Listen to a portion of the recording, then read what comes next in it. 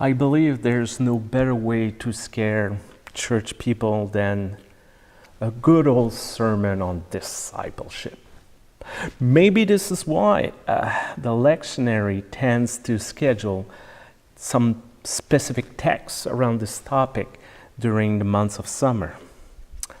Because often when we think of discipleship in the church context, words like sacrifice, denial, austerity, renunciation come to mind.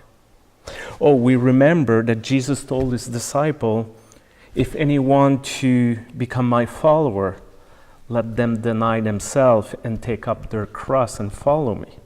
For those who want to save their lives will lose it, and those who will lose it for my sake will find it. And just a few verses prior to today's text from the Gospel according to Matthew, Jesus sent out his disciple with the following instruction.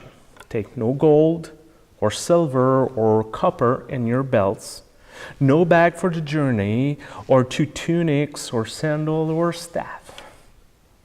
They are called to cure the sick, raise the dead, cleanse the lepers, and cast out demons completely free of charge and with a huge smile on their face.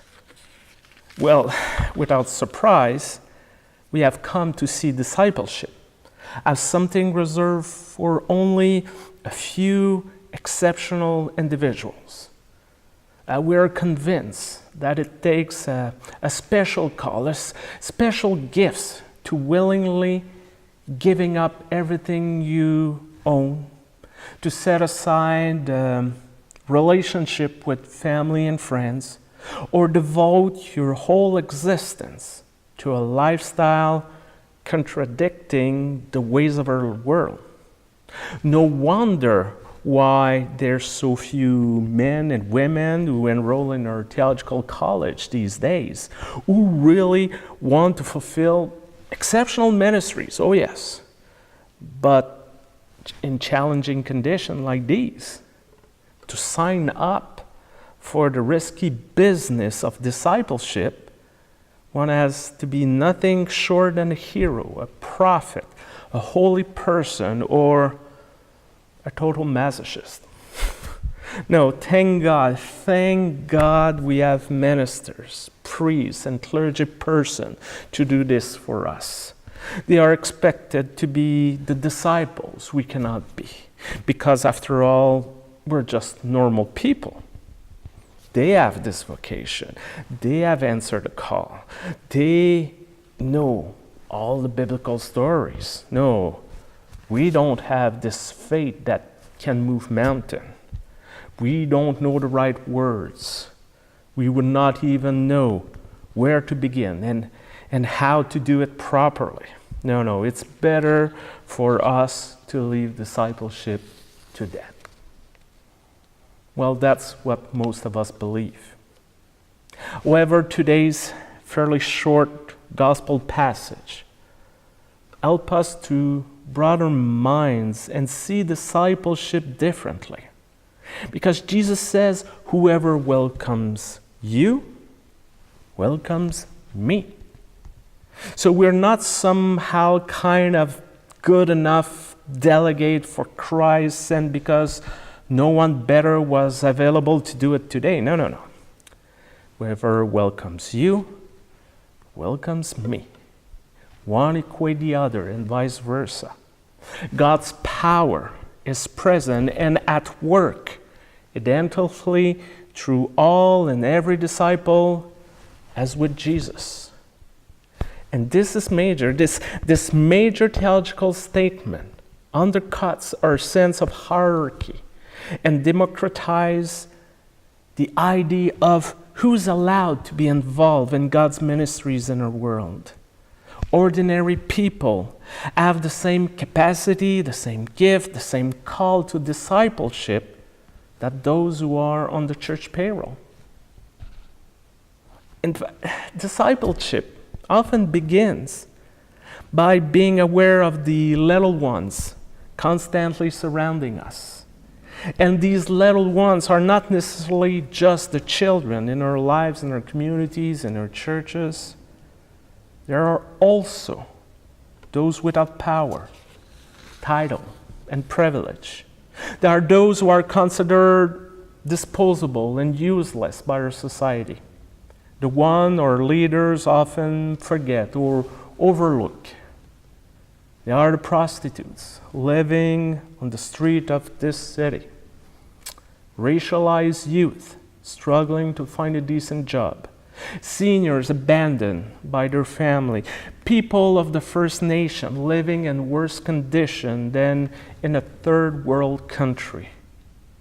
There are all of those who knock at the doors of our churches and remind us that we're not called to be a member-only club, place where those who know the secret password can gather and celebrate their good fortune, or hide out to escape the chaos of our lives. They're the ones who are looking at us and hoping to discover a glimpse of God's presence in this world. And when we look at it, discipleship is basically faith in action. And it does not have to be extravagant or spectacular. Jesus speaks of giving a simple cup of cold water because most often nothing more than a minor favor or small gesture is required, like giving a hug to someone who is sad, extending a listening ear to someone in need of a friend, offering a ride to someone without a car, volunteering at a seniors facility, making a small donation to an agency helping young girls to go to school. According to Jesus, there's no small deeds. Everything done in the name of our faith, of our spirituality, is important and can have an incredible impact. We might not have the power to completely change the whole world, but changing the world of the little ones surrounding us every day is our call as disciple of Jesus the Christ. And in fact, the truth is that we are already doing all of this without even noticing it. Discipleship is a way of life, a series of core values, a few guiding principles influencing our existence. We don't look at our calendar and decide that, okay, tomorrow I will be generous and maybe by the end of the week I will show compassion to someone. No, that's not how it works. We try to do what seems to be natural for us in every given circumstance. We try to do the right thing. We try to create a better world, to be the best version of ourselves. We try to apply the great principle of the realm of God that Jesus came to proclaim, like loving one another, forgiving our next of kin, helping our neighbor, sharing with those who have less. Discipleship is just to be God's church in this world. And of course, we have missed the mark often. We have made mistakes. And trust me, we will continue to make more in the future. Yes. However, and I don't know if you're noticing it, we the church, those called to be disciples of Jesus the Christ, are at our best, not when we talk about theology or debate or preach about the different translations of the Bibles, but when we do, when we act, when we do a myriad of small gestures, like welcoming members of the LGBTQ communities on Sunday morning, when we commit to reconciliation and right relationship with our Native sisters and brothers, when we raise money to sponsor a refugee, when we send a card to someone who breaks one's leg. All of this does not necessarily require extensive training, long degrees, or a series of letters after a name. No. All of this can do those simple actions all the time. And it's for this reason that discipleship does not have to be a dirty, intimidating, or scary word in our churches. One does not have to be a superhero or agree to sign up to follow an elaborate systems of rules of regulation. We don't ought to know all the correct beliefs and all the correct answers. No, as Jesus reminds us, discipleship is no more complicated than faithful small gesture that can be done by all of us every day of our lives. So let's do it together. And amen.